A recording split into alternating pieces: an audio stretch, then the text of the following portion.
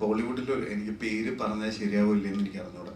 ബോളിവുഡിൽ ഒരു വലിയ നടനുണ്ട്, മമ്മി കൂടെ ഉണ്ടെന്ന നടന് ഒരു വിചാരമുണ്ട്. അല്ലെങ്കിൽ വർഷങ്ങളായിട്ട് ആ ആക്ടർ അങ്ങനെയാണ്. എനിക്കറിയാം, മനസ്സിലായോ? അത് അദ്ദേഹത്തിന്റെ വിചാരം അങ്ങനെയാണ്, അത് മമ്മി കൂടെ ഉണ്ടെന്നാണ്. അത് വർഷങ്ങളായിട്ട് അങ്ങനെ തന്നെയാണ്, ഇൻഡസ്ട്രിയിൽ എല്ലാവർക്കും അറിയാവുന്നതാണ്. ഞാൻ ഈ അടുത്ത് എൻ്റെ അടുത്ത് ഫ്രൈഡേയില് വിജയ് ബാബു ചേട്ടനാണ് പറഞ്ഞത് ഇങ്ങനൊരു നമ്മുടെ ട്രെയിലർ ഇറങ്ങിയതിന് ശേഷം. അപ്പം അത് വേറൊരു അത് അപ്പൊ ശരിക്കും ഉണ്ടത്. ഞാൻ പരിചയപ്പെടുത്താം എല്ലാവരും. ഇത് ഐശ്വര്യലക്ഷ്മി, ശ്രുതി, ഗംഗാമീര, ഞങ്ങളുടെ ഡയറക്ടർ വൈശാഖനൻസ്, റൈറ്റർ സാൻചോ, അത് അദ്രിച്ചോ. വൈശാഖ രണ്ടു വാക്ക് സംസാരിക്കാം. പക്ഷേ ടെൻഷൻ ഉണ്ടായിരുന്നു. ഇന്നത്തെ ആ ഷോ കഴിഞ്ഞതോടുകൂടി ടെൻഷനൊക്കെ പോയി. നിങ്ങളെല്ലാം സിനിമ കാണാൻ വന്നതിനും ഇവിടെ എത്തിയതിന് ഒരുപാട് നന്ദി. നമ്മുടെ സിനിമ കണ്ട റിവ്യൂസ് പറഞ്ഞ ഒരുപാട് ആൾക്കാർ നമുക്ക് ഒരുപാട് നല്ല നല്ല അഭിപ്രായങ്ങൾ പറഞ്ഞപ്പോൾ അത് ഇപ്പം പറഞ്ഞ പോലെ ആ ടെൻഷനും കാര്യങ്ങളൊക്കെ ഡൈല്യൂട്ട് ആയിപ്പോയി.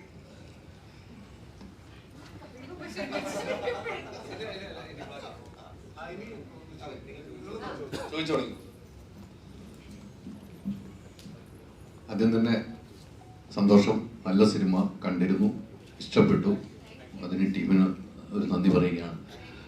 എനിക്ക് തോന്നുന്നു നമ്മളിപ്പം കുറേ നാളുകളായി ഇത്തരം ഒരു സിനിമ കണ്ടിട്ട്, എനിക്ക് അമ്മയും മോളുമായുള്ള ബന്ധം, അച്ഛനും മോനുമായ ബന്ധം, ഇങ്ങനെ പല സിനിമകൾ വന്നിട്ടുണ്ടെങ്കിലും ഇത് പ്രത്യേക ട്രാക്കിലാണ് ഈ സിനിമ കൊണ്ടുപോയത്. അത് സംവിധാനം തന്നെയാണ് ചോദ്യം. ഒരു കോമഡി ഉണ്ട്, നമ്മളെ പേടിപ്പിക്കുന്നുണ്ട്, ഫാമിലി ഇമോഷൻ ഉണ്ട്, ഇതെല്ലാം കൂടെ ചേർത്ത് ഒരു സിനിമ. ഈ സിനിമ ചെയ്യുമ്പോൾ എന്താണ് താങ്കളുടെ മനസ്സിൽ ഓടിയെത്തിയത്? ഇപ്പം നമ്മുടെ ഇമോഷൻസിൽ പേടിയും ചിരിയും, അത് രണ്ട് ഭയങ്കര എക്സ്ട്രീം ഇമോഷൻസിൽ വരുന്നതാണ്. അപ്പോൾ ഇത് രണ്ടും ഒരുമിപ്പിക്കുക എന്ന് പറയുന്നത് ഭയങ്കര കുറച്ച് ബുദ്ധിമുട്ടാണ്. അതിൻ്റെ മീറ്റർ കൃത്യമായിട്ട് പോയാൽ മാത്രം ചിരി വരികയും, ഇമോഷൻസ് വേണ്ടടുത്ത് ആ മീറ്ററും കൃത്യമായി വരികയും, പേടി വേണ്ടടുത്ത് പേടിയും കൃത്യമായി വരികയും വേണ്ട ഒരു സിനിമയുടെ ജോണറാണ് ഇപ്പം ഞങ്ങളുടെ ഹലോ മീഡിയ ജോണർ. അതിൽ ഏറ്റവും പ്രധാനപ്പെട്ടതെന്ന് പറഞ്ഞു കഴിഞ്ഞാൽ എനിക്ക് പേഴ്സണലി ഇതിനകത്ത് ആർട്ടിസ്റ്റുകളായി വന്ന ആൾക്കാർ, എസ്പെഷ്യലി ഷർഫുദ്ദീൻ.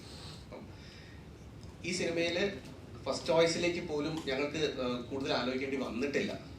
ഷർഫുദ്ദീൻ എന്ന് പറയുന്ന ആർട്ടിസ്റ്റിൽ ഞങ്ങൾ ലാൻഡ് ആയതും ഇതിനകത്ത് കുറച്ച് പരിപാടികളുണ്ട്. ആ പരിപാടികൾ കൃത്യമായിട്ട് ചെയ്യാൻ പറ്റുന്ന ഒരു ഇന്റർനാഷണൽ ടെംപ്ലേറ്റ് ഞങ്ങളുടെ കയ്യിലുണ്ട്. അപ്പം അതാണ് ശരിക്കും പറഞ്ഞാൽ ഇതിനകത്തുള്ള ആർട്ടിസ്റ്റുകളുടെ പെർഫോമൻസസിൽ ഭയങ്കര സേഫ് ആയിട്ട് ഞങ്ങൾ ഈ കാര്യങ്ങൾ എക്സിക്യൂട്ട് ചെയ്യുക ചെയ്തത്. ശരിക്കും പറഞ്ഞു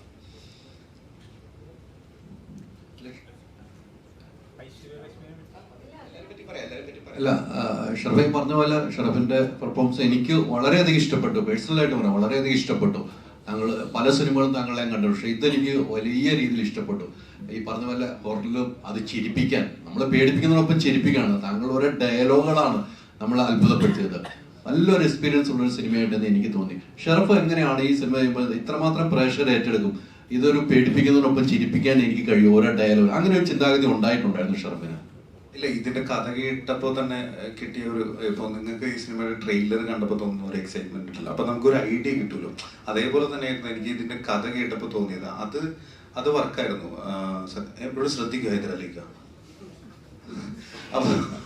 അപ്പോ അതിന്റെ ആ ഒരു ട്രെയിലർ കണ്ടപ്പോൾ ഉള്ള എല്ലാവരും ട്രെയിലർ കണ്ടപ്പോൾ ഉള്ള അതേ ഒരു ഇതാണ് എനിക്കും സിനിമയുടെ കഥ കേട്ടപ്പോൾ തോന്നിയത്. പിന്നെ ചിരിപ്പിക്കുക എന്ന് പറഞ്ഞു കഴിഞ്ഞാൽ ശരിക്കും അറിയാലോ, ഞാൻ കോമഡിയനാണ്. ബേസിക്കലി കോമഡി ചെയ്താണ് ഞാൻ സിനിമയിൽ വരുന്നത്. അപ്പോൾ ഇനി എന്നെ സംബന്ധിച്ചിടത്തോളം എൻ്റെ ഏറ്റവും ഇഷ്ടപ്പെട്ട ഒരു ഏരിയ ആണ്.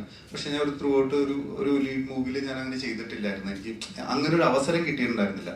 അപ്പോൾ അങ്ങനെ ഒരു സിനിമ, ഇപ്പോൾ ഞാൻ ചെയ്ത സിനിമകൾ വെച്ച് നോക്കുമ്പോൾ ഒരു സിനിമ കാണാൻ തോന്നുന്ന രീതിയിൽ, ഒരു എക്സൈറ്റ്മെന്റ് തോന്നുന്ന രീതിയിൽ ആ സിനിമ പ്രസന്റ് ചെയ്യുക എന്ന് വെച്ചാൽ തിയേറ്ററിലേക്ക് വരുന്നതിന് മുമ്പ് തന്നെ എല്ലാവരിലും അത് കാണാൻ വേണ്ടി തിയേറ്ററിലേക്ക് പോകണം എന്ന രീതിയിൽ ഒരു സിനിമ ഉണ്ടാവണം എന്ന് വല്ലാതെ ആഗ്രഹിച്ചിരിക്കുന്ന സമയത്താണ് ഹലോ മമ്മിയുടെ കഥ ഇവർ രണ്ടുപേരും എൻ്റെ അടുത്ത് പറയുന്നത്.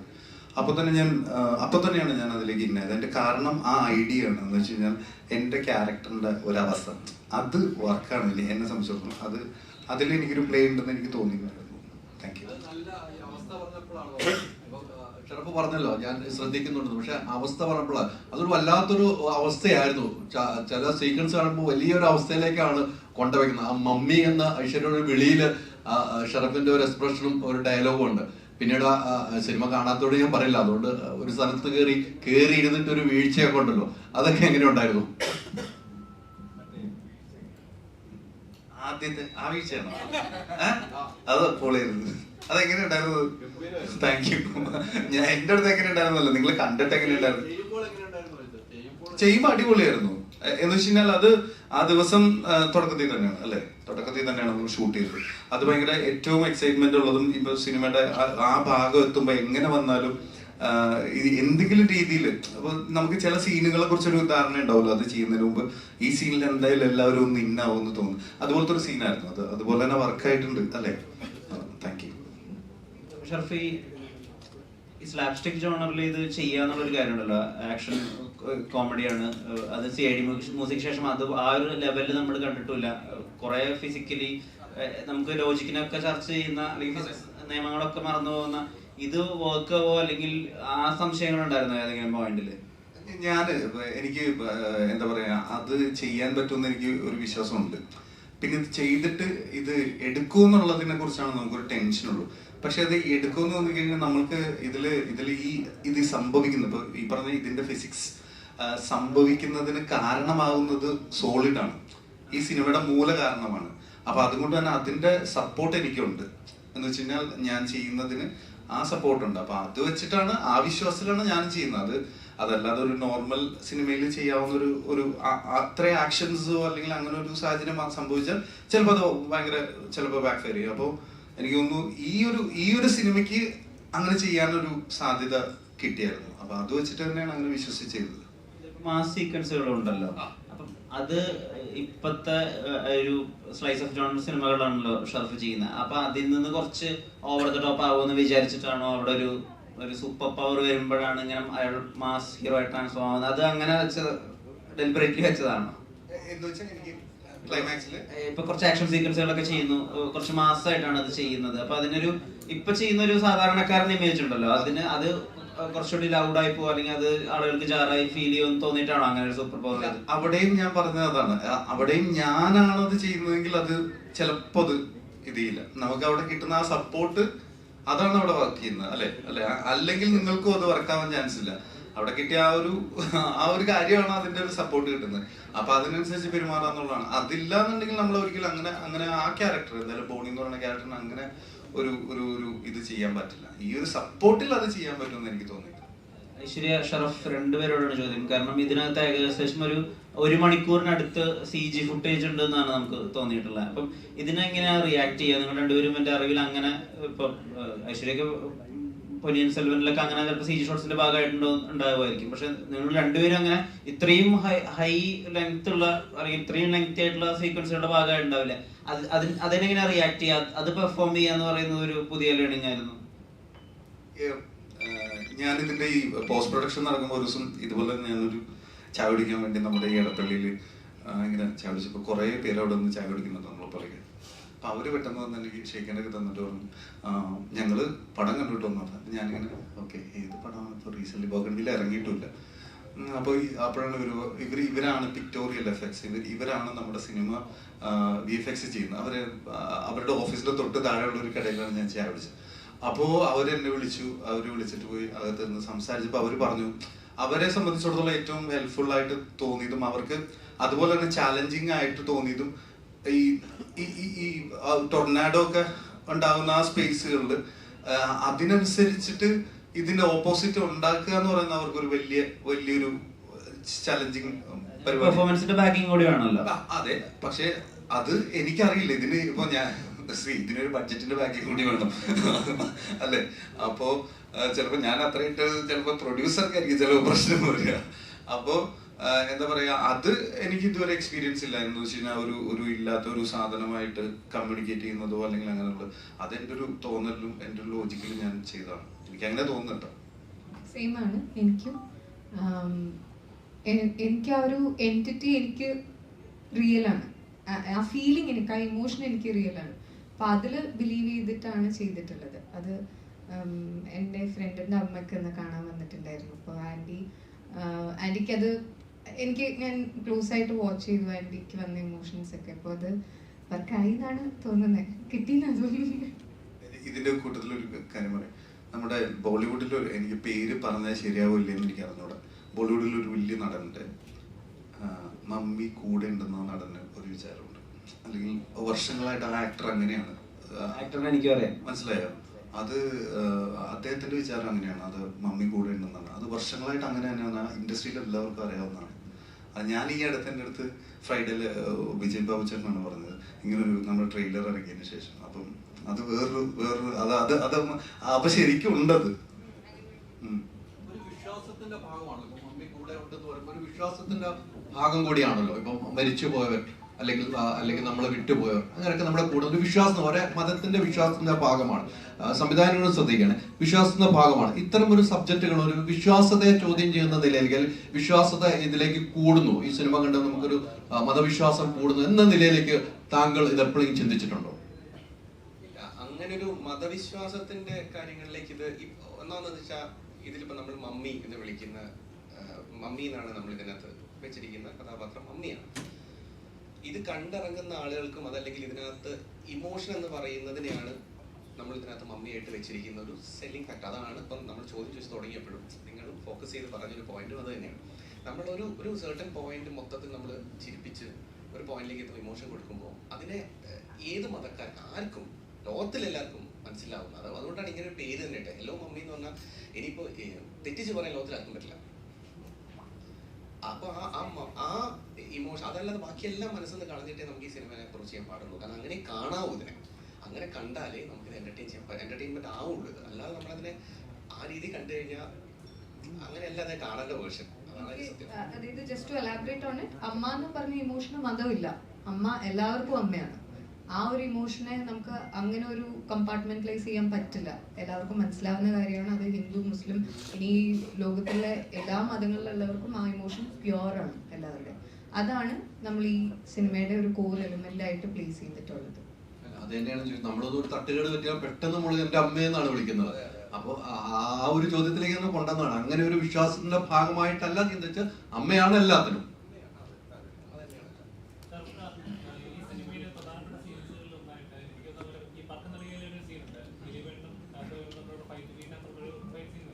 അതേപോലെ തന്നെ ഒരു സീൻ ഉണ്ടായിരുന്നു, സീൻ ഉണ്ടായിരുന്നു. അപ്പൊ ഫ്രണ്ട്സ് അത് നോക്കിയായിരുന്നു ഈ ഒരു സീൻ നോക്കിയായിരുന്നു. എനിക്കതിന്റെ എക്സ്ട്രീമിൽ അനുഭവിക്കണം എന്ന് തോന്നിയിരുന്നു. മമ്മി എന്റെ ആർട്ടിസ്റ്റ് എനിക്ക് അത് നടക്കാവുന്നതിൽ ഏറ്റവും വലിയ, ഇപ്പൊ അതിലെ മാറ്റ് എന്ന് പറഞ്ഞ സാധനം ഉണ്ടായിരുന്നില്ല. പക്ഷെ ഞാൻ ചോദിച്ച് സ്റ്റഡ് മാസ്റ്റർ അടുത്ത് വെച്ച് നമുക്ക് മാറ്റിൽ വെച്ചിട്ട് അടിച്ച് ചുമരെ കയറ്റിയാലോ എന്നുള്ളത് ഞാൻ തന്നെ ചോദിച്ച് മേടിച്ചിട്ടുണ്ട്. അതിലടി എനിക്ക് ഭയങ്കര ഇഷ്ടമായിരുന്നത്. അത് അങ്ങനെ തന്നെ സംഭവിക്കണം എന്നായിരുന്നു എൻ്റെ ആഗ്രഹം. കാരണം അത് സ്ലാപ്സ്റ്റിക്കിന്റെ ഈ പറഞ്ഞ പോലെ നേരത്തെ ചോദിച്ച ചോദ്യത്തിന്റെ ഉത്തരമായിട്ട് കണക്റ്റഡ് ആണെന്ന് വെച്ച് കഴിഞ്ഞാല് നമുക്കതൊരു വേറൊരു സിനിമയിൽ അത്തരത്തിലൊരു പ്ലേ പോസിബിൾ അല്ല. പക്ഷെ പോസിബിൾ ആയിട്ട് നമുക്കൊരു സ്ക്രിപ്റ്റോ അല്ലെങ്കിൽ ഒരു വർക്ക് കിട്ടുമ്പോൾ അതിലേറ്റവും നല്ല ഒരു കാര്യത്തിന് വേണ്ടി ട്രൈ ചെയ്യാന്നുള്ളതാണ്. എല്ലാ കാര്യത്തിലും നെഗറ്റീവ് ഉണ്ട്, പോസിറ്റീവ് ഉണ്ട്. ഇപ്പോൾ ഇന്ന് രാവിലെ ഇറങ്ങിയ റെസ്പോൺസ് പോലും നല്ല രീതിയിൽ ചേട്ടനെ കാണണം, നല്ല രീതിയിൽ കഥാപാത്രത്തിൽ കാണാൻ സാധിച്ചു. ഒരു ഭാഗത്ത് പറയുണ്ടായി, അതായത് ഇപ്പോൾ അത്ര മാർക്കായില്ല എന്ന് പറയുന്നത്. റിവ്യൂസോ നെഗറ്റീവ്സോ പേടിക്കുന്നു? റിവ്യൂസ് നെഗറ്റീവ്സ് പേടിക്കുന്ന വെച്ചാൽ നമ്മുടെ ആക്ടർ എന്നുള്ള രീതിയിൽ നമ്മൾ സിനിമയിൽ മാത്രം നിൽക്കുന്നതാണ്. അപ്പൊ സിനിമയുടെ അകത്ത് നിന്നുള്ള കമന്റ്സ് ആണ് എൻ്റെ ഏറ്റവും വലിയ എന്താ പറയാ ഇത്. അപ്പൊ നമ്മളെപ്പോഴും ഒരു സിനിമ പോലും മോശമായി ഉള്ള ഒരു റിസൾട്ട് വരാൻ വേണ്ടി നമ്മൾ ആഗ്രഹിക്കുന്നില്ല. അപ്പൊ അതിനൊരു റിവ്യൂ നെഗറ്റീവ് വരിക എന്ന് പറഞ്ഞു കഴിഞ്ഞാൽ അതിനോടൊരു ടെൻഷൻ ഉണ്ട്. പക്ഷെ എന്നെ സംബന്ധിച്ചിടത്തോളം ജഡ്ജ്മെന്റ് എന്ന് വെച്ചാൽ എൻ്റെ ഒരു ധാരണകൾക്കും ഒരു പ്രശ്നം ഉണ്ടാവാതിരുന്നാൽ മതി. എനിക്കൊരു ധാരണ ഉണ്ടല്ലോ, ഇത് വർക്കല്ല, ഇത് വർക്കാവും. അതിൽ ഞാൻ കൺഫ്യൂസ്ഡ് ആവാതിരുന്നാൽ മതി എന്ന് മാത്രമേ എനിക്ക് തോന്നിയിട്ടുള്ളൂ. അതല്ലാതെ ഇതിനെ പേടിക്കേണ്ട കാര്യമില്ല. കാരണം ജെന്യുവൻ ആയിട്ടുള്ള അഭിപ്രായങ്ങൾ എല്ലാവർക്കും പറയാം. പിന്നെ എന്താ പറയാ, പക്ഷെ ഇപ്പൊ അങ്ങനെയല്ലല്ലോ. കുറച്ചൊക്കെ മാർക്കറ്റിന്റെ സ്വഭാവത്തിനനുസരിച്ചും കോമ്പറ്റീഷന്റെ നേച്ചറിനനുസരിച്ചും ഒറിജിനാലിറ്റി കുറച്ച് നമുക്ക് കൈമോശം പറ്റിയിട്ടുണ്ട് അല്ലെ. ആ ഒരു ഒറിജിനാലിറ്റി മിസ്സായിട്ടുണ്ട്. അപ്പൊ ആ ഒറിജിനാലിറ്റി മിസ്സായത് കൊണ്ട് ആ ഒറിജിനൽ അല്ലാത്ത റിവ്യൂസിനെ നമ്മൾ പേടിക്കേണ്ടി വരാറുണ്ട്.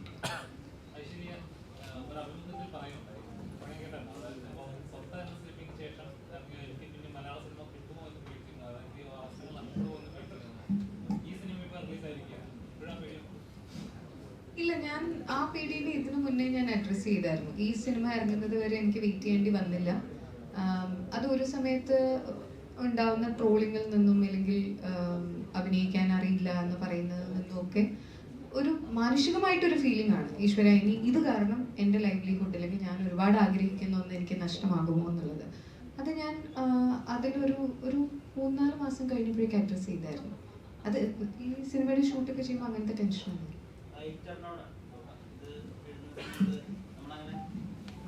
കുറെ കാലമായിട്ട് മിസ്സാവുന്ന ഒരു കൊമേഴ്ഷ്യൽ ടെംപ്ലേറ്റ് ഡയലോഗുകളൊക്കെ കേട്ടിരുന്നത്. അത് കേരളത്തിലെ കൊച്ചുകുട്ടികൾക്ക് വരെ അറിയാം, മുട്ട പപ്സ് പൊടി നിലത്ത് വീഴാതെ കഴിക്കാൻ പറ്റില്ല എന്ന് പറയുമ്പോൾ തിയേറ്റർ മൊത്തം കൈയടിക്കുകയാണ്. ഭയങ്കര ഒരു ഇറപ്ഷൻ മൊമെന്റ് ആയിരുന്നു അത്. അതുപോലെ ഇപ്പൊ പ്രേതത്തിനുണ്ടായ കുട്ടിയെ പ്രേത കുഞ്ഞ് എന്ന് വിളിക്കുന്നതിലൊക്കെ ഭയങ്കര തമാശയുണ്ട്. അപ്പൊ ഈ റൈറ്റിങ്ങില് എത്രമാത്രം ഇങ്ങനത്തെ ചെറിയ കാര്യങ്ങളാണ്, എന്നാൽ വലിയ ചിരികളാണ്, അങ്ങനത്തെ റൈറ്റിങ്ങിന് എത്രമാത്രം അങ്ങനെ എംഫസിസ് കൊടുത്തിരുന്നു? നമ്മൾ ഹ്യൂമർ ഭയങ്കര ഇമ്പോർട്ടൻ്റ് ആയിരുന്നു എന്ന് നമുക്ക് ആദ്യമേ ബോധ്യമുണ്ടായിരുന്നു. അതിൻ്റെ അകത്തുനിന്നാണ് നമ്മൾ ഇപ്പോൾ ഷാഫിനോട് സംസാരിക്കാൻ ഋഷിയോട് സംസാരിക്കാൻ നേരത്തും നമ്മൾ ഹൊറർ എന്ന് പറയുന്നത് രണ്ടാമതാണ് നിർത്തിയിരിക്കുന്നത്. ഇതിൻ്റെ അല്ലെങ്കിൽ ഫാൻറ്റസി എന്ന് പറയുന്നത് ഹ്യൂമർ എന്ന് പറയുന്നത് വർക്കാണ്. അപ്പോൾ ശരിയൊക്കെയാണെന്ന് പറഞ്ഞാൽ ആദ്യമേ ഹ്യൂമർ എന്ന് പറയുന്നിടത്ത് ഒരു ചെറിയ ചോദ്യചിഹ്നം ഇട്ടു. പക്ഷെ സിറ്റുവേഷൻസ് കൊണ്ടുവന്ന് ഹ്യൂമർ ഉണ്ടാക്കാൻ പറ്റിക്കഴിഞ്ഞാൽ ഡയലോഗ്സ് ഓട്ടോമാറ്റിക്കലി വർക്കാകുമെന്ന് വിശ്വസിക്കുന്ന ഒരാളാണ് ഞാൻ. അതിനുള്ള കോണ്ടസ്റ്റും അതിനുള്ള അവസരങ്ങളും ആക്ടേഴ്സിന് കൊടുക്കുക. ഇപ്പം നമുക്ക് ഇന്ന് റിവ്യൂ വരുന്നതിൽ എല്ലാവരും എടുത്ത് പറയുന്ന ആക്ടേഴ്സിൻ്റെ പെർഫോമൻസ് ആണ്. ആ സിറ്റുവേഷനിൽ ഇത്രയും കഴിവും ഇത്രയും ഇതുമായിട്ടുള്ള ആക്ടേഴ്സ് വന്നു കഴിയുമ്പോൾ ഓട്ടോമാറ്റിക്കലി വർക്കാകുന്ന ഹ്യൂമറുകളാണ് അതെല്ലാം. അവിടെ ചെറിയൊരു കാര്യം, ഇപ്പോൾ ചെറിയ പബ്സിൻ്റെ കേസ് പറയുന്നുണ്ട് കേരളത്തിൽ, അത് എല്ലാവർക്കും റിലേറ്റഡ് ആകുന്ന കാര്യങ്ങളും കൂടെയാണല്ലോ. അതുപോലെ തന്നെ മലയാളത്തിൽ പറയുന്നുണ്ടല്ലേ, കേരളത്തിലെ ആൺകുട്ടികൾക്ക് പെണ്ണ് കിട്ടാൻ പാടാണെന്നുള്ള സാധനം കുറെ പേര് സൈഡിലൊക്കെ ഇന്ന് അറിഞ്ഞ് കൈയടിക്കുന്നുണ്ടായിരുന്നു. അപ്പം അങ്ങനെയാണ് സിറ്റുവേഷൻസ് വൈസ് തന്നെയാണ്. ഈ കഥ ഇപ്പൊ ഷില്ലോങ് പോലൊരു സ്ഥലത്ത് തന്നെ സെറ്റ് ചെയ്യേണ്ട ആവശ്യം എന്തായിരുന്നു എന്ന് അറിഞ്ഞാൽ കൊള്ളാന്നുണ്ട്. അതുപോലെ തമിഴ്നാട്ടിലോ അല്ലെങ്കിൽ ഗുജറാത്തിലോ ഒക്കെ പ്ലേസ് ചെയ്താലും സമാനമായിട്ടുള്ള ഭീതിയും സമാനമായിട്ടുള്ള കഥയും ഉണ്ടാവില്ലേ? തീർച്ചയായിട്ടും. പിന്നെ ഷിംല പോലുള്ള സ്ഥലത്ത് ഇങ്ങനത്തെ കാര്യങ്ങളും ഇങ്ങനത്തെ ആൾക്കാരും ഞാൻ പല സ്ഥലത്ത് വായിച്ചിട്ടുണ്ട്, കൂടുതലായിട്ടുണ്ട് എന്നുള്ളത്. പിന്നെ നമുക്ക് പരിചിതമല്ലാത്ത ഒരു സ്ഥലത്തേക്ക് വെക്കുമ്പോൾ കിട്ടുന്ന ഒരു സുഖം ഉണ്ടല്ലോ, നമുക്ക് കുറച്ച് ലിബർട്ടി കൂടുതൽ കിട്ടും, നമുക്ക് എന്ത് വേണമെങ്കിലും കാണിക്കാം, അതങ്ങനെയാണ് ഇതിങ്ങനെയാണ് എന്നുള്ളത്. തമിഴ്നാടോ അതല്ലെങ്കിൽ നമുക്ക് പരിചയമായിട്ടുള്ള സാധനങ്ങളിൽ നമ്മൾ കണ്ടിട്ടുണ്ട്, അതൊന്ന് മാറ്റിപ്പിടിക്കുക. പ്ലസ് നമുക്ക് ആക്ടേഴ്സ് വരുമ്പോഴത്തേക്കും ഒരു ഫേസ് അല്ല സ്ട്രക്ചർ ഒന്ന് മാറി നിൽക്കണം എന്നുള്ളത്. അങ്ങനെയാണ് സണ്ണി ഹിന്ദു ജസാറിലേക്ക് പോയി ആഷാബ എന്ന് പറയുന്ന ക്യാരക്ടർ ഫോമായി വരികയും ചെയ്തേക്കുന്നത്. എനിക്ക് വിശ്വാസം തിയേറ്ററിലൊക്കെ നല്ല റെസ്പോൺസ് ആണ് കിട്ടുന്നത്. ആഷാബ എന്ന് പറയുന്ന ക്യാരക്ടറിന് ചർച്ച ചെയ്യപ്പെട്ടിരുന്നു ഓൾറെഡി, പക്ഷെ ഒന്നുകൂടെ ചിലപ്പം ചർച്ച ചെയ്യപ്പെടാൻ സാധ്യതയുള്ള ഒരു ക്യാരക്ടറാണ് ആഷാബ എന്ന് പറയുന്നത്. മമ്മിയുടെ ഡീറ്റെയിൽസ് ഉണ്ടല്ലോ, അത് മമ്മി എങ്ങനെയാണ് ഇത്രയും പവർഫുൾ ആയത്? ഇപ്പൊ അമ്മയും മകളും അവിടെ ചെയ്ത കാര്യങ്ങളെ പറ്റി ഒരുപാട് അവിടുത്തെ ആളുകൾക്ക് തന്നെ പറയാനുണ്ടെന്നൊക്കെ ഒരു ഡയലോഗിലാണ് അജോ ഗീസർ വന്ന് ബ്രീഫ് ചെയ്യുന്നത്. അപ്പൊ ഈ ഏരിയ ഒക്കെ സ്പൂൺ ഫീഡ് ചെയ്യണ്ട എന്നുള്ളതൊരു ബോധപൂർവ്വം എടുത്ത തീരുമാനമാണ്. ഉറപ്പായിട്ടും. കാരണം വെച്ചാൽ അമ്മ മകൾ എന്ന് പറയുന്നത് നമ്മൾ കാണിക്കുന്ന സമയത്ത് തന്നെ അത് എസ്റ്റാബ്ലിഷ്ഡ് ആണെന്ന് നമുക്ക് ഉത്തമ ബോധ്യം ഉണ്ടായിരുന്നു. അവിടെ ഒരു അഡീഷണൽ ആയിട്ട് അവര് ചേർന്നിരിക്കുന്നതോ അതല്ലെന്നുണ്ടെങ്കിൽ അവര് തമ്മിലുള്ള ഒരു നമ്മൾ ആദ്യമേ തീരുമാനിച്ചത് ഈ ക്യാരക്ടറിനെ കാണിക്കണ്ട എന്ന് പറയുന്ന ഒരു സാധനം ഉണ്ടല്ലോ, അതുപോലെ തന്നെ ഒരു തീരുമാനമായിരുന്നു ഇതിൻ്റെ അകത്ത് നമ്മൾ സ്പൂൺ പ്രത്യേകിച്ച് അമ്മ പാസ അങ്ങനെയൊന്നും വേണ്ട നമുക്ക് എന്ന് ആദ്യമേ തീരുമാനം. നമുക്ക് എറിയുവാണെങ്കിൽ വെച്ച് എറിയാൻ സാധ്യതയുള്ള ഒരു കല്ലാണ് അമ്മ പാസ, പക്ഷെ അത് അങ്ങനെ വരരുതെന്ന് ആഗ്രഹം ഉണ്ടായിരുന്നു. അതുപോലെ തന്നെ ഇതിൻ്റെ അകത്ത് ചില മൊമെന്റ്സ് നമുക്ക് ആലോചിച്ച് കഴിഞ്ഞാൽ കിട്ടാൻ പറ്റും എന്തുകൊണ്ടാണ് എന്ന് എല്ലാവരുടെയും ചോദ്യമാണല്ലോ, ഈ അമ്മ മോളെ വിടാത്തത് എന്തുകൊണ്ടാണെന്നുള്ളത്. ആ കാര്യങ്ങൾ ആലോചിച്ച സിനിമയ്ക്കകത്ത് തന്നെയുണ്ട് എന്തുകൊണ്ട് വിട്ട് പോയില്ല എന്നുള്ളത്. അവിടെ പുതിയ ഒരു ക്യാരക്ടർ വരുന്നിടത്താണ് നമ്മുടെ സിനിമ ആരംഭിക്കുന്നത് തന്നെ. ഇവരുടെ ഒരു ലോകമുണ്ട്, ജഗദീഷേട്ടൻ്റെയും നൈഷുവിൻ്റെയും അതല്ലെങ്കിൽ സാമുവിൻ്റെയും സ്റ്റെഫിയുടെ ഒരു ലോകമുണ്ട്. ആ ലോകത്ത് അവർ ഭയങ്കര ഹാപ്പി ആയിട്ട് ഭയങ്കര സാറ്റിസ്ഫൈഡ് ആയിട്ട് പോയിക്കൊണ്ടിരിക്കുക, പുറം ലോകമായിട്ട് വലിയ ബന്ധമില്ല. അങ്ങോട്ട് ഒരു പുതിയ ഒരു സ്ട്രേഞ്ചർ ആയിട്ടുള്ള ഒരാൾ കടന്നു വന്നു കഴിഞ്ഞാൽ അവിടെ എന്തൊക്കെ സംഭവിക്കും, അതാണ് വാട്ട് ഈഫ് എന്നുള്ളത് ആലോചിച്ച് ചെയ്തതാണ്. അതെ അതെ കമോൺ മാൻ. അതെ അതെ എല്ലാം കാണാനുള്ള ആഗ്രഹമുണ്ട്, എന്തായാലും പറ്റാവുന്നത് കാണും. പിന്നെ തീർച്ചയായും ഈ പറഞ്ഞ പോലെ എന്താ പറയാ, വളരെ പോസിറ്റീവായിട്ട് ലുക്ക് ഫോർവേഡ് ചെയ്യുന്നുണ്ട്. ഞാൻ ഹാപ്പി ഹവേഴ്സിന്റെ സിനിമകളുടെ ഫാനാണ്. ഡെഫിനറ്റ്ലി സൂക്ഷ്മദർശിനി ഞാൻ നോക്കുന്നുണ്ട്. ഇതാണ് സജിൻ ബ്രോ. സജിന് നിങ്ങൾ ഒരു വലിയ കൈയ്യടി കൊടുക്കണം പ്ലീസ്. അപ്പം ബാക്കിയുള്ള 2 പേര് ഇവിടെ ഇല്ല. ഇവര് 6 പേരാണ് ഈ സിനിമയുടെ പ്രൊഡ്യൂസേഴ്സ്. എല്ലാ സമയത്തും ഒരു പ്രൊഡ്യൂസേഴ്സിന്റെ സൈഡിൽ നിന്ന് പറയണ്ടേ ഒരു പക്ക സപ്പോർട്ടായിരുന്നു. ഒരിക്കൽ പോലും ഒരു കൺഫ്യൂഷൻ തന്നിട്ടുള്ള ഒരു മാർക്കറ്റിംഗിന്റെ കാര്യത്തിലാണെങ്കിലും. VFXന്റെ ഏറ്റവും വലിയ ഇഷ്യൂ എന്ന് വെച്ചാൽ VFXനെ വിശ്വസിക്കണം, അതിനുവേണ്ടി സ്പെൻഡ് ചെയ്യണം. ഇപ്പൊ ഏറ്റവും കൂടുതൽ പേ ചെയ്ത ഡിപ്പാർട്ട്മെന്റ് ആണ് VFX എനിക്ക് തോന്നുന്നു. അപ്പൊ അത്രയും സ്പെൻഡ് ചെയ്യാനുള്ള ഒരു എന്താ പറയാ ആർജവം അത് അവര് കാണിച്ചതിന് അവരോട് നന്ദി പറയണം. Thank you guys, thank you.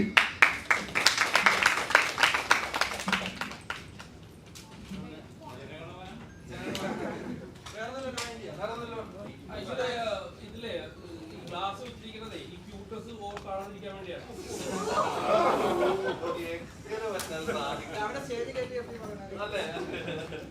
അല്ലേ ഒരു ബുജ്ജി ലുക്ക് അടിക്കാൻ വേണ്ടിയാണ്. അത് ഒരു ഇമേജ്, ഒരു നേർഡി ഇമേജ് വരാൻ വേണ്ടി വെച്ചതാ.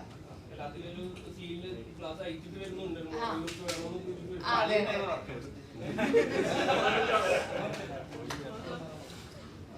താങ്ക് യു, ഒരുപാട് നന്ദി. എല്ലാവരും സിനിമ ഉണ്ടോ? എല്ലാവരും കണ്ടു? ഹാപ്പി അല്ലേ? Thank you so much. Thanks.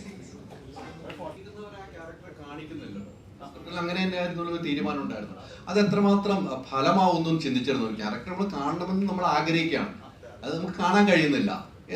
ഇപ്പൊ താങ്കൾ പറഞ്ഞുകൊണ്ടാണ് ഞാൻ അതിലേക്ക് വന്നത്. അല്ലെങ്കിൽ അങ്ങനെ എഴുതുമ്പോൾ അതെങ്ങനെ പ്രഷർ ഏറ്റെടുക്കുന്ന ഒരു ചിന്താഗതി താങ്കൾക്ക് ഉണ്ടായിരുന്നു ഏതെങ്കിലും സമയത്ത്? ഞങ്ങളുടെ ചർച്ചയിൽ പലപ്പോഴായിട്ട് ഈ കാര്യം വന്നിട്ടുണ്ട്. ആദ്യം തൊട്ട് ചേട്ടൻ ചോദിച്ചത് കറക്റ്റാണ്. ഇങ്ങനെ വന്നപ്പം പല രീതിയിലുള്ള ആൻസറുകൾ വന്നിട്ടുണ്ട്. പക്ഷേ എന്നെ അട്രാക്ട് ചെയ്ത, അല്ലെ എന്നെ സാറ്റിസ്ഫൈഡ് ചെയ്തത് അവരവർ ഒരു ക്യാരക്ടർ നമ്മുടെ എന്താ പറയുക എമ്പതി എന്ന് പറയുമല്ലോ. ഇപ്പൊ ഷറഫിന്റെ സ്ഥാനത്ത് നമ്മൾ നിൽക്കുമ്പോഴാണ് നമുക്ക് ആ പടം വർക്കാകുന്നത്. അവരവരുടെ അമ്മമാരെ കാണട്ടെ എന്ന് പറയാം. ഒരു ഫേസ് കൊടുത്തു കഴിഞ്ഞു കഴിഞ്ഞാൽ അത് രജിസ്റ്റേർഡ് ആവും. അതിൻ്റെ അകത്ത് എനിക്ക് ഒരു സ്വാതന്ത്ര്യമുണ്ട്. എനിക്ക് എൻ്റെ അമ്മേനെ പ്ലേസ് ചെയ്തിട്ട് കൂടുതൽ റിലേറ്റബിൾ ആയിട്ട് നമുക്ക് ആ പടത്തിലേക്ക് കയറാനായിട്ട് സാധിക്കും. ഒരൊറ്റ കാരണത്താലാണ് ഫേസ് എന്നുള്ള പല രീതിയിൽ നമ്മൾ കാണിക്കുന്നുണ്ട്. ലിറ്ററലി കറക്റ്റ് അല്ല, കാണിക്കുന്നില്ല എന്ന് പറയുന്നത്. പക്ഷേ എങ്കിലും ഭൂരിപക്ഷം ജനങ്ങൾക്കും കാണിക്കുന്നില്ല എന്ന് പറഞ്ഞ ചിന്തയിലേക്ക് കൊണ്ടുവരാനാണ് ഞങ്ങൾ താല്പര്യപ്പെട്ടത്.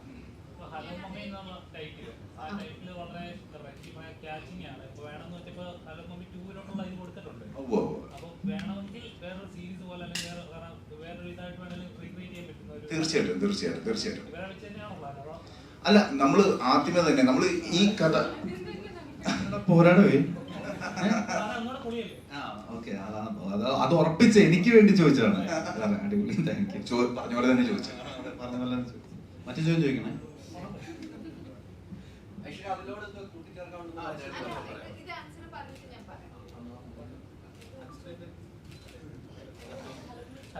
അല്ല, അതിൻ്റെ ബേസിക്കലി എന്താണെന്ന് വെച്ചെന്നാല് ഈ മമ്മി എന്ന് പറയുന്ന കഥാപാത്രത്തെ നമുക്ക് പല ചോദ്യങ്ങളുണ്ട്.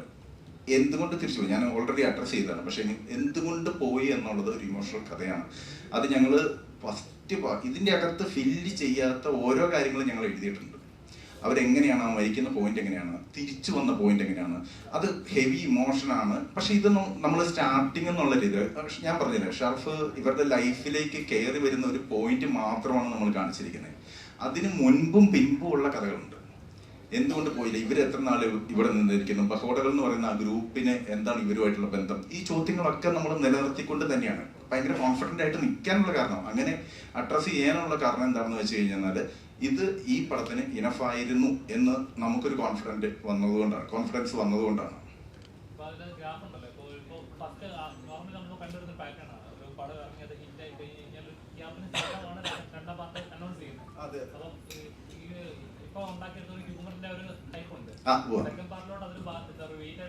ഇല്ലില്ല, എളുപ്പമായി പോകും.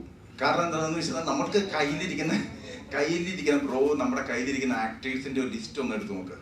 അത്ര ഇഷ്ടമാണ്. പഴയ തലമുറയും പുതിയ തലമുറയുടെയും ഒക്കെ ഒരു സങ്കര സാധനമാണ് നമ്മുടെ കയ്യിലിരിക്കുന്നത്. അത് ഭയങ്കര കോൺഫിഡൻസ് നമുക്ക് കിട്ടുന്നുണ്ട്.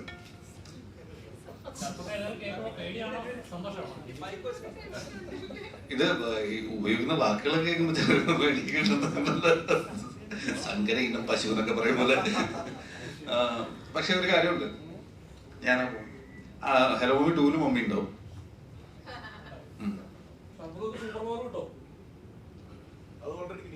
കിട്ടിക്കഴിഞ്ഞു, അതെനിക്കുണ്ട്. കൂടി നല്ല ഈ ഉണ്ടലും കൂടി പോലത്തെ പടമാവും അതിന് അതിനപ്പുറത്തേക്ക് കിട്ടും. അതെ, ഒരു ക്വസ്റ്റ്യൻ അയ്യോ അല്ല, ആക്ച്വലി ബോളിവുഡിലെ ഇങ്ങനത്തെ പോസ്റ്റേഴ്സ് ഓൾമോസ്റ്റ് കണ്ടിട്ടുള്ളത് ഇതുപോലത്തെ. അപ്പൊ ഈ അക്ഷയ് കുമാർ പോലത്തെ ആർട്ടിസ്റ്റ്, നമ്മുടെ റിതേഷ് ദേശ്മുഖ്, അങ്ങനെ ഒരുപാട് പേര് ഇങ്ങനത്തെ കുറെ ഹ്യൂമർ, കോമഡി അങ്ങനത്തെ സംഭവങ്ങൾ ചെയ്യുന്നുണ്ടല്ലോ, മീൻസ് ഹൊറർ ആയിട്ടുള്ള.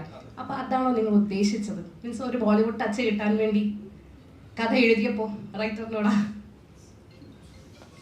നമ്മൾ അങ്ങനെ ഒരു സിറ്റുവേഷൻ, നമ്മൾ കണ്ട് പരിചയം ഇല്ലാത്ത ഒരു സാധനം കൊണ്ടുവരണം എന്നുള്ള സിമ്പിൾ ആയിട്ടുള്ള ഒരു ആഗ്രഹത്തിന്റെ പുറത്താണ് നമ്മൾ അങ്ങനെ ഒരു കാര്യത്തിലേക്ക് പോയിരിക്കുന്നത്. അപ്പം ഞങ്ങൾ സംസാരിച്ച് കഴിഞ്ഞപ്പോൾ അങ്ങനെ ഒരു ആക്ടർ, സണ്ണി ഹിന്ദിച്ച പോലുള്ള റെയിൽവേ മാനൊക്കെ ചെയ്ത് ഭയങ്കര എസ്റ്റാബ്ലിഷ്ഡ് ആയിട്ടുള്ള ഒരു ആക്ടർ വന്നു കഴിഞ്ഞ് കഴിഞ്ഞപ്പോഴത്തേക്കും നമുക്ക് കിട്ടുന്ന ഒരു കോൺഫിഡൻസ് ഉണ്ട്. അപ്പോൾ അതിനും വലിയ കാര്യങ്ങളുണ്ടായി. അയാൾ വരണമെന്നുണ്ടെങ്കിൽ അതിൻ്റെ കോസ്റ്റ്, പ്രൊഡക്ഷൻ, കാര്യങ്ങളെല്ലാം ഉണ്ട്. അപ്പോൾ ഇതെല്ലാം കൂടി ഒത്തു വന്നു കഴിഞ്ഞപ്പോഴത്തേക്കും നമുക്ക് കിട്ടിയ കോൺഫിഡൻസിന്റെ പുറത്താണ് ആ ക്യാരക്ടർ അത്രയും എന്താ പറയുക, അതുപോലത്തെ വിഷ്വൽസ്. ഇപ്പം എസ്പെഷ്യലി പറയുകയാണെന്നുണ്ടെങ്കിൽ എല്ലാവരും എടുത്ത് പറയുന്ന കാര്യമാണ് സി ജി പിക്ടോറിയൽ എന്ന് പറയുന്നത് എടപ്പള്ളി തന്നെയാണ്, പക്ഷെ അവർക്ക് ഓൾറെഡി പറഞ്ഞു. അപ്പോൾ നമുക്ക് എല്ലാവർക്കും സംശയം ഉണ്ടായിരുന്നു മലയാളത്തിൽ ഇങ്ങനൊരു സാധനം ഇത്ര ക്ലാരിറ്റിയോട് കൂടി ഇത്ര കോൺഫിഡൻ്റ് ആയിട്ട് കാണിക്കാൻ പറ്റുമോ എന്നുള്ളത്. പക്ഷെ നമ്മൾ ആദ്യത്തെ ഒരു 3 സീൻ്റെ കട്ട് വന്നു കഴിഞ്ഞപ്പോൾ തന്നെ ഞങ്ങൾ കോൺഫിഡൻ്റ് ആവുകയും തുടർന്ന് എന്താ പറയുന്നത് കൈവിട്ട് കളിച്ചോ എന്ന് പറയുന്ന ഒരു രീതിയിലേക്ക് അവരുമായിട്ട് നമ്മൾ സംസാരിക്കുകയും ചെയ്തു. ആ ഒരു വിശ്വാസത്തിന്റെ പുറത്താണ് നമ്മൾ ഇതിലേക്ക് വന്നിരിക്കുന്നത്. ബോളിവുഡ് ടച്ച് ഉണ്ടെന്ന് തോന്നിയിട്ടുണ്ട്, അതുകൊണ്ട് ചോദിച്ചു. Thank you so much. ഷാർഫിക്കയുടെ അടുത്ത് ചോദിക്കാനാണ്, അടുത്തൊരു റിതേഷ് ദേശ്മുഖ് ആകാൻ ചാൻസ് ഉണ്ടോ? റിതേഷ് ദേശ്മുഖ് എനിക്ക് ഭയങ്കര ഇഷ്ടമുള്ള ആക്ടറാണ്.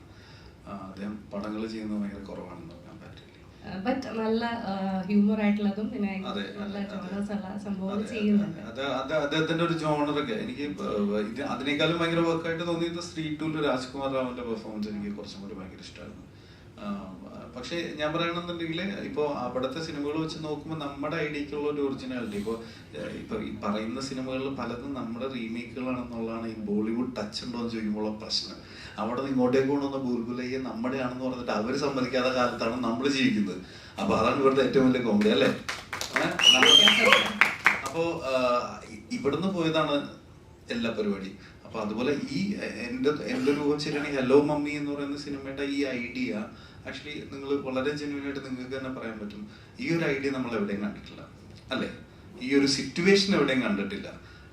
അപ്പം ആ സിറ്റുവേഷനാണ് നമ്മൾ വർക്ക് ചെയ്യുന്നത്. അതും അത്യാവശ്യം ഹാപ്പി ആയിട്ട് നിൽക്കുന്നുണ്ട്. അപ്പോൾ അതില് സന്തോഷമുണ്ട്, ഭയങ്കര സന്തോഷം. അടിപൊളിയായിട്ടുണ്ട്. ഏതായാലും ഒരു ബോളിവുഡ് ലെവൽ വന്നു വന്നു, അതുകൊണ്ടാണ് എനിക്ക് ചോദിച്ചത്. ഞാൻ നോർത്ത് ഇന്ത്യയിൽ ആയതുകൊണ്ടേ അതാ ചോദിച്ചത്. ഓ, അപ്പൊ നോർത്ത് ഇന്ത്യയിലായിരിക്കും ഇത് ന്യൂസ് വരുന്നതല്ലേ? ഇപ്പൊ തൽക്കാലം ഇവിടെ തന്നെ കരിമുകൾ അമ്പലങ്ങളും തൃപ്പൂണിത്തുറ പോയാൽ മതി.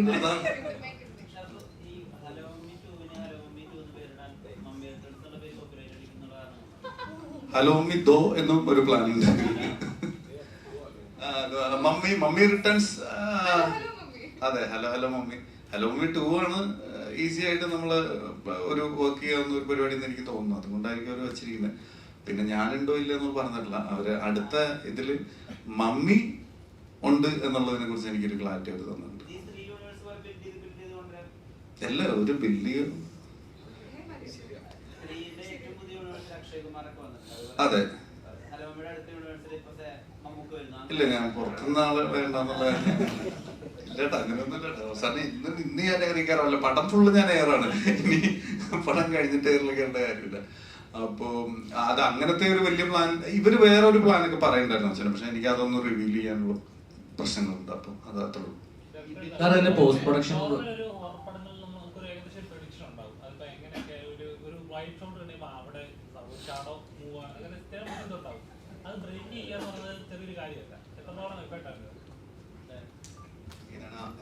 എന്നോട് ഷാഡോ പോലെ കാണിക്കുക, ഹൊറപ്പടത്തിൽ കാണിക്കും.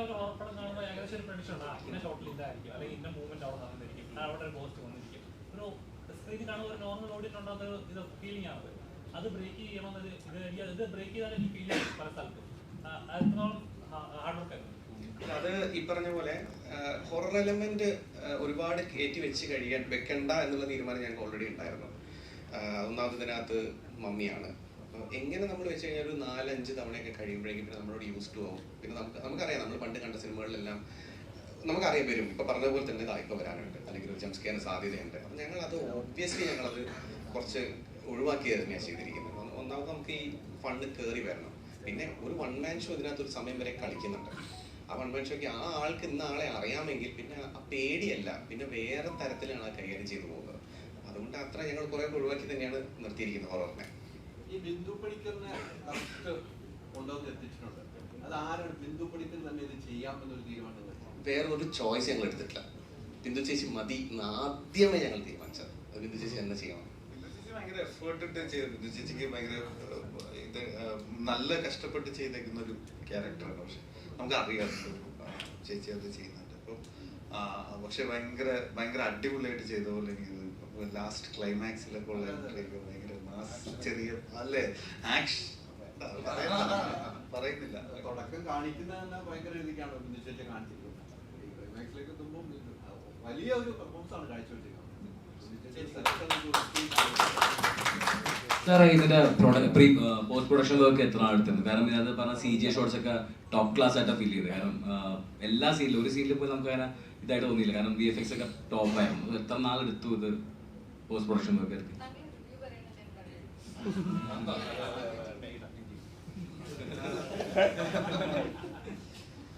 പോസ്റ്റ് പ്രൊഡക്ഷൻ ഞങ്ങൾ ഏറ്റവും നല്ല സമയം കൊടുത്തത് VFXന് തന്നെയാണ്. VFXന് നല്ല സമയം ഞങ്ങൾ കൊടുത്തിട്ടുണ്ട്. കാരണം അവരൊന്നാമത് ഇപ്പം ഇതിനകത്ത് തന്നെ നമ്മളെ വൺ ഓഫ് ദ പ്രൊഡ്യൂസേഴ്സിൽ രാഹുൽ ES, നമ്മുടെ ക്രിയേറ്റീവ് ഡയറക്ടറിനെ, പുള്ളി ഓൾറെഡി VFXൽ അഗ്രഗണ്യമാണ്.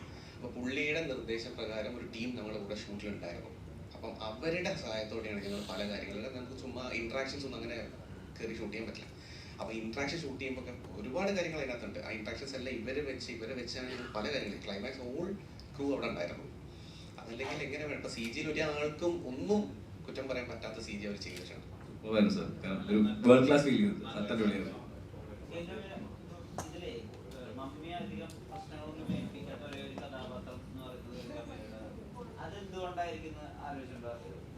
അമ്മ പൊതുവെ വളരെ നല്ലതായതുകൊണ്ടാണോ, ബോഡിയുടെ എല്ലാ ശീലക്കേടുകളും ആദ്യം കണ്ട അമ്മയ്ക്ക് മറ്റമ്മയോടുള്ള ഇഷ്ടം കൊണ്ടാണോ? സ്ത്രീകളോട് ഒന്നാമത്തെ കാര്യം, മരുമോള് ഒരു ദിവസം പോലും എൻ്റെ കയ്യിൽ ഇല്ലല്ലോ. മരുമോൾ സേഫ് ആണല്ലോ. അപ്പം മകൾ സേഫ് ആയതുകൊണ്ട് പിന്നെന്തിനാണ് ഇവരെ ഉപദ്രവിക്കുന്നുള്ളതായിരിക്കാം. അപ്പം അതുകൊണ്ടാവണം എൻ്റെ അടുത്ത് അങ്ങനെ വലിയ പ്രശ്നമില്ലാത്തത്.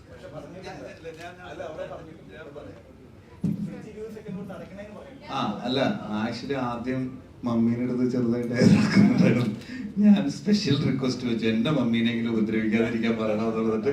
അങ്ങനെ സത്യമായിട്ടും ആദ്യം അല്ലെങ്കിൽ റോപ്പിക്ക് ഇറങ്ങി വന്നേനെ അങ്ങനെ ഇല്ല. പക്ഷെ എന്താ പറയാ, അത് ഒരു ഫെമിനിസ്റ്റ് മമ്മിയാണെന്ന് നമുക്ക് പറയാം അല്ലേ? അല്ലെ?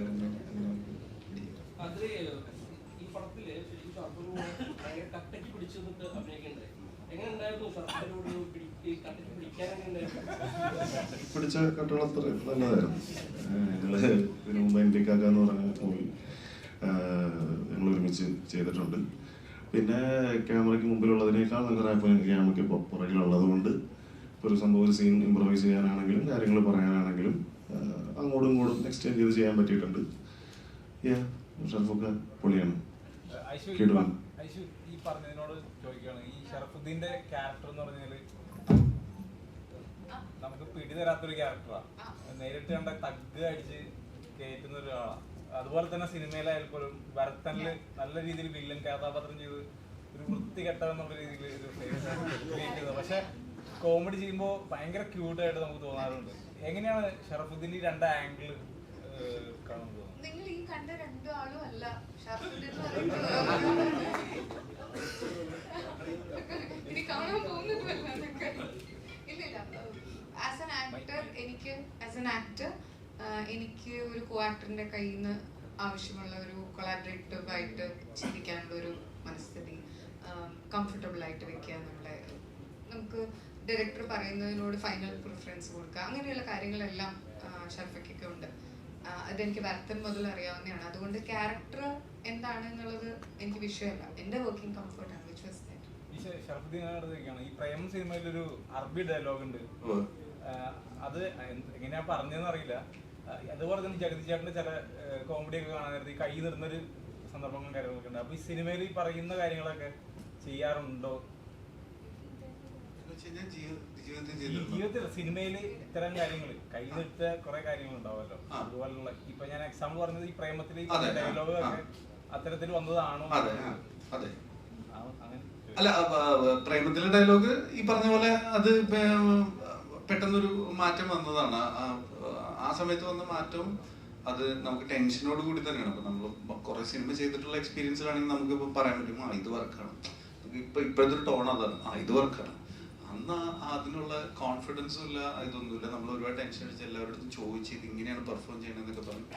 അപ്പൊ അങ്ങനെ ഒരു ധാരണയിലേക്ക് വന്നത് അറബി ഡയലോഗിലേക്കൊക്കെ എത്തിയതാണ്. അപ്പൊ എല്ലാവർക്കും അത് ഇഷ്ടമായത് കാരണം കൊണ്ട് അത് ഓക്കെ ആയിരുന്നു. ഷറഫുദ്ദീൻ തുടക്കകാലത്ത് ഒരു സിനിമയിലത്തെ ഷറഫുദ്ദീന്റെ തമാശകൾക്ക് വലിയ വിമർശനമൊക്കെ നേരിട്ടിട്ടുണ്ട്. പിന്നീട് അതിനുശേഷം അങ്ങനത്തെ സിനിമകൾ ചെയ്യില്ല എന്ന് പറഞ്ഞിട്ടുണ്ട്. ഇപ്പൊ റെസ്പോൺസിബിൾ ആണോ ഒരു തമാശ ഡയലോഗ് പറയുമ്പോൾ അത് എന്തായിരിക്കും അതിന്റെ പൊളിറ്റിക്കൽ എഫക്റ്റീവ്നെസ്? അല്ലെ, ഞാൻ ആ സിനിമ അങ്ങനത്തെ സിനിമകൾ എന്ന് പറഞ്ഞാൽ അതിൻ്റെ അകത്തൊരു 3-4 ഡയലോഗുകളോട് എനിക്ക് ഇപ്പൊ നോക്കുമ്പോ എനിക്കൊരു പ്രശ്നമുണ്ട്, വിയോജിപ്പുണ്ട്. ഇപ്പോ അത് നിങ്ങൾ ഉദ്ദേശിക്കുന്നുള്ളൂ ശരിക്കും പറഞ്ഞാൽ അഡൽട്ട് ഹ്യൂമർ അല്ലെങ്കിൽ അഡൽട്ട് കോമഡി, അതിനോട് എനിക്ക് യാതൊരുവിധ പ്രശ്നമില്ല. ഞാൻ പറഞ്ഞത് അത് ഞാൻ ഇനിയും ചെയ്യുന്നതിൽ എനിക്ക് യാതൊരുവിധ പ്രോബ്ലം ഇല്ല. പക്ഷെ ഞാൻ പറഞ്ഞത് അതല്ലാതെ അതിനെയും ഇതായിട്ടുള്ള ഇത് ചെയ്യുന്ന ഒരു ലെവലിലേക്കുള്ള ഒരു ഹ്യൂമറൊക്കെ അന്ന് അതില് ഉണ്ടായിരുന്നു. അപ്പൊ അതൊക്കെ അങ്ങനത്തെ ഒരു ഡയലോഗ്സ് ഒഴിവാക്കാന്നുള്ളതാണ്, അത് സിനിമ ഒഴിവാക്കാനുള്ള ശക്തി ആയിട്ടില്ല. Thank you.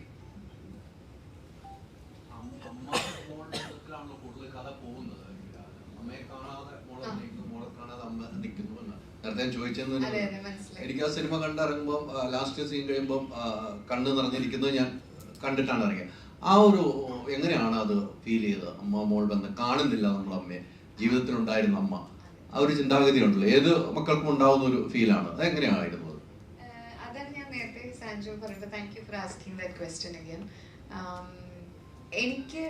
എനിക്ക് സിനിമയുടെ കഥ അറിയാം, ഞാൻ അഭിനയിച്ച സിനിമയാണ്.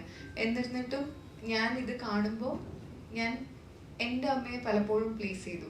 ഇപ്പം ഞാൻ അമ്മയുടെ അടി ഉണ്ടാക്കിയിട്ടുള്ള അവസരങ്ങളും മിണ്ടാണ്ടിരുന്നിട്ടുള്ള സമയങ്ങളും ഒക്കെ ഉണ്ട്. പുള്ളി ഒരു ഡയലോഗ് പറയുന്നുണ്ടല്ലോ, 22 വർഷമായിട്ട് ഇന്ന് തുടങ്ങുന്ന ആ ഡയലോഗിൽ എൻ്റെ കണ്ണ് ശരിക്കും നിറഞ്ഞായിരുന്നു. കാരണം ഒരു പോയിന്റിൽ ഞാൻ എൻ്റെ അമ്മയ്ക്ക് എൻ്റെ അടുത്തുള്ള സ്നേഹമൊക്കെ ആലോചിച്ചു. അപ്പം എൻ്റെ അമ്മയെ പറ്റി ഞാൻ അവിടെയാണ് കണക്ഷൻ വരുന്നത്. സാൻജുയുടെ ആ സംഭവം വർക്കായി എന്ന് ഞാൻ പറഞ്ഞ് അതാണ് ഞാൻ ആഡ് ചെയ്യാൻ വന്നത് നേരത്തെ. ഇത് വർക്കായി കാരണം എനിക്ക് എൻ്റെ അമ്മയെ കിട്ടി അവിടെ. എന്നുവെച്ചാൽ ഒന്ന് ഒരു ലോങ് ഫോൺ കോൾ ഇന്നുണ്ടാവും, ഉറപ്പായിട്ടും അമ്മയുടെ അടുത്ത് ഉണ്ടാവും. ആ ഒരു ഫീലിംഗ് ആണ് സിനിമ കണ്ടു കഴിയുമ്പോൾ. അമ്മമാർക്ക് മക്കൾക്കും നന്നായിട്ട് കണക്ട് ആവുന്ന ഒരു ഇതുണ്ട്. അത് എനിക്ക് കുറച്ചും കൂടി ഇവരുമായിട്ട് സംസാരിക്കുമ്പോഴൊക്കെ എനിക്കത് കിട്ടുന്നുണ്ട്.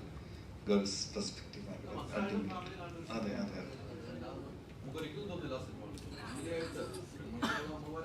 അതാണ്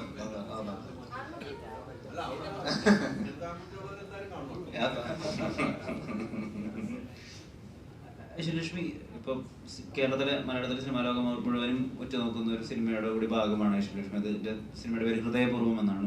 സത്യനന്ദിക്കാട് സാറും മോഹൻലാലും ഒക്കെ ഡയറക്ട് ചെയ്യുന്ന സിനിമയുടെ ഭാഗമാണ് ഐശ്വര്യലക്ഷ്മി എന്നുള്ള ഒരു അപ്ഡേറ്റ് ഉണ്ട്. അപ്പം എത്രമാത്രം പ്രതീക്ഷയുണ്ട് അങ്ങനെ ഒരു സിനിമയിൽ? സോറി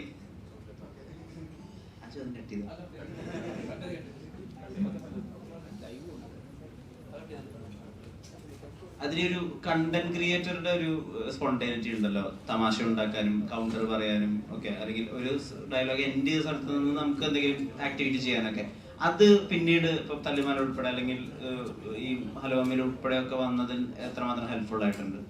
തല്ലുമാലയുടെ ഒരു കോണ്ടെക്സ്റ്റിന് ഞാൻ ക്രിയേറ്റ് ചെയ്തുകൊണ്ടിരിക്കുന്ന കൈൻഡ് ഓഫ് കോണ്ടന്റുകളുടെ സഹായം എനിക്ക് ഉപയോഗിക്കാൻ പറ്റാത്തൊരു ഏരിയയാണ്. പക്ഷെ ഇവിടെ സാൻജോമാരുടെ അടുത്തോ അല്ലെങ്കിൽ വൈശാഖോടെ അടുത്തോ എനിക്ക് ഓപ്പണായിട്ട് ചോദിക്കാം, ഇങ്ങനൊരു സംഭവം പറയാമോ, ഇങ്ങനൊരു സംഭവം ചെയ്യാമോ. പക്ഷെ അതെല്ലാവരുടെ അടുത്തും പറ്റിക്കൊള്ളണമെന്നും ഇല്ല. അപ്പം അങ്ങനെ പറ്റിയിട്ടുണ്ട്, അങ്ങനെ സംസാരിച്ചിട്ടുണ്ട്. അത് നമ്മുടെ സംഭവങ്ങൾ മാത്രമല്ല കേട്ടോ. നമ്മളിപ്പോൾ ജോമോൻ്റെ കാര്യങ്ങൾ സീൻസ് ചെയ്യുമ്പോഴാണെങ്കിലും ഒക്കെ ഞങ്ങൾ അങ്ങോട്ടും ഇങ്ങോട്ടും പല കാര്യങ്ങൾ പറഞ്ഞ് ചെയ്തിട്ടുണ്ട്. അത് വളരെ ഹെൽപ്ഫുൾ ആയിട്ടുണ്ട് ഒരു പക്ഷെ അതിന് ഇവരുടെ സപ്പോർട്ട് എന്ന് പറയുന്നത്, അത് ഒരു സംഭവം നമ്മളൊരു സീനിൽ പറഞ്ഞു അതവർ അപ്രൂവ് ചെയ്യുന്നില്ല എന്നുണ്ടെങ്കിൽ നമുക്ക് അടുത്തേക്ക് പോകാൻ പറ്റില്ലല്ലോ. അത് പടത്തിലുടനീളം അവർ സപ്പോർട്ട് തന്നിട്ടുണ്ട്. പിന്നെ പിന്നെ എനിക്കൊരു കാര്യം പറയാനുള്ള, ഈ സിനിമ ഒരു 6 പ്രൊഡ്യൂസേഴ്സ് ഉണ്ട് നമുക്ക്. ഇവർ 6 പേരുടെയും ആദ്യ സിനിമയാണ്. ഇവർ ഇൻഡിപെൻഡൻ്റ് ആയിട്ട് ചെയ്യുന്ന. അതിന് മുമ്പ് അവർ ഇത് ചെയ്തിട്ടുണ്ട്. ശരിക്കും പറഞ്ഞു കഴിഞ്ഞാൽ എനിക്ക് അവരെ ഒന്ന് ഈ വേദിയിലേക്ക് വിളിച്ചാൽ കൊള്ളാമെന്നുണ്ട്. അവരൊന്ന് ഇൻട്രൊഡ്യൂസ് ചെയ്യണം. കാരണം അവരുടെ ആദ്യത്തെ വെഞ്ചറാണ്. അവർ എല്ലാവരും ഇതിന് ഭയങ്കരമായിട്ട് വെയിറ്റ് ചെയ്തതാണ്. അപ്പോൾ അവരെ എല്ലാവരും എനിക്കിതിലേക്ക് വിളിച്ചാൽ കൊള്ളാമെന്നുണ്ട്. ഏയ് എല്ലാവരും വരില്ല? എല്ലാവരും ഇല്ലേ?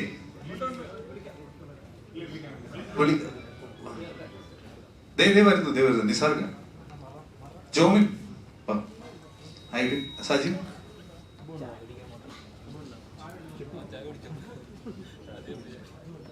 വേറൊന്നുമല്ല, ഇങ്ങനെ ഒരു എന്താ പറയാ, പ്രൊഡ്യൂസേഴ്സ് എന്ന് പറയുന്നത് അവരവരുടേതായ ഒരു ക്രൗഡ് ഫണ്ടിങ് പോലെ അവരുടെ ചെറിയൊരു സ്റ്റാർട്ടപ്പ് എന്നൊക്കെ പറയുന്നത്, നിങ്ങളൊക്കെ ഈ സ്ഥാപനം അവരുടെ ഒരു ഐഡിയ ആണ്. ഇത് ജോമിനാണ്. ജോമിൻ തമിഴ് സിനിമയിലെ ഒരു എഡിറ്റർ ആയിരുന്നു, ടെക്നീഷ്യൻ തന്നെയാണ്. ജോമിനാണ് ഹലോ മമ്മിയുടെ ഒരു പ്രൊഡ്യൂസർ. ഞാൻ ഐബിൻ ബാ. അപ്പം ജോമിനാണ് എന്നെ ആദ്യമായിട്ട് ഈ സിനിമയിലേക്ക് കണക്ട് ചെയ്ത ആദ്യത്തെ വ്യക്തി. ഇത് ഐബിനാണ്.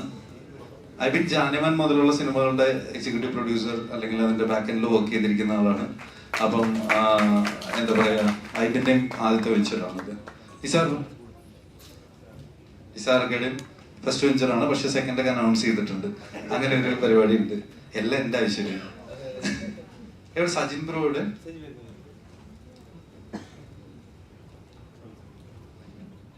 ഒരു മറ്റേ രക്ഷാധികാരി ഉണ്ടാവില്ലേ, കുടുംബത്തിലെ കാരണവർ, അങ്ങനത്തെ ഒരു പ്രൊഡ്യൂസർ ഉണ്ട്. ഇപ്പൊ ഒരു ട്രോളി വെച്ചിട്ട് വിളിച്ചു വരുന്നതാണ് എനിക്കിഷ്ടം. പുള്ളി ഇവിടെ ഉണ്ടായിരുന്നു, അത് പുറത്തേക്ക് ഓടി ആണ്. പിന്നെ ഒരാള് ദിബൻ പട്ടേൽ എന്ന് പറഞ്ഞിട്ട്.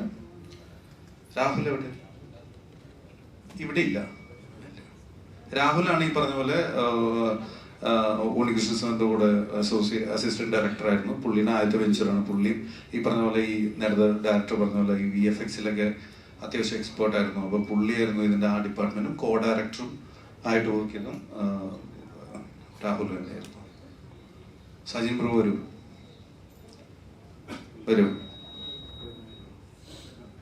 അത് കഴിഞ്ഞിട്ട് നമുക്ക് ജനഗണമനപാടി അവസാനിപ്പിക്കാം അല്ലേ? ചെക്ക് ഷർട്ടിട്ട് നിർത്ത ചേട്ടാ.